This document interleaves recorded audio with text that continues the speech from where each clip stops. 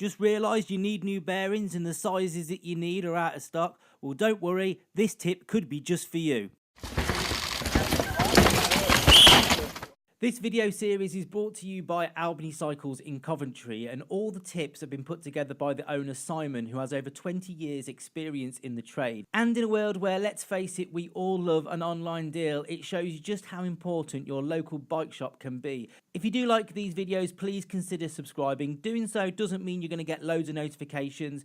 To do that, you'll need to press the little notification bell, but you don't have to if you don't want to. But what it does, it shows our sponsors just how many people out there are interested in this channel and helps them continue to support us so we can keep making more and better content. So without further ado, let's look at this week's tip.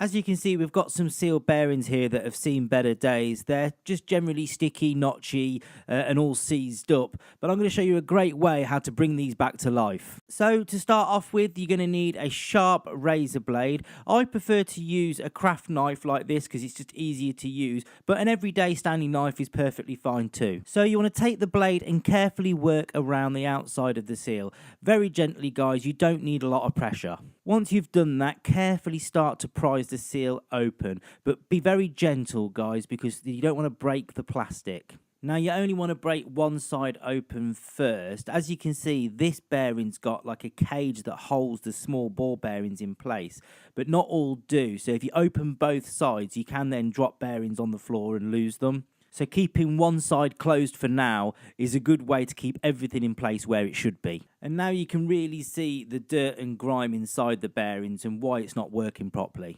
Get yourself some sort of container. I always get these tubs from my Friday night Indian takeaway or Chinese. Grab yourself a can of spray lube. WD-40 or GT85 is fine, or any other generic brand. Now really give the whole bearing a good covering lube.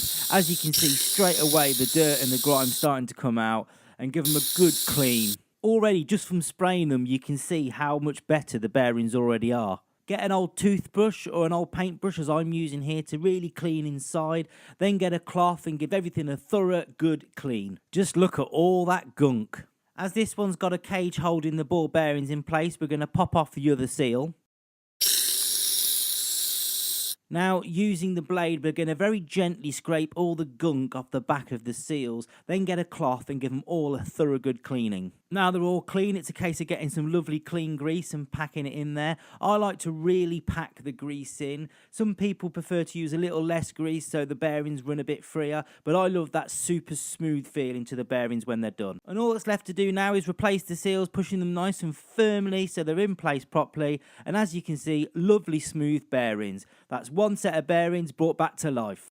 So there you go. I hope you like that. If you did, give it a big thumbs up and make sure you hit that subscribe button. If you want to make sure you don't miss out on any future videos like these tips, then please hit that notification bell. And remember, guys, if we don't support our local bike shops, we'll all be sad when they've gone. Until next time, guys, bye.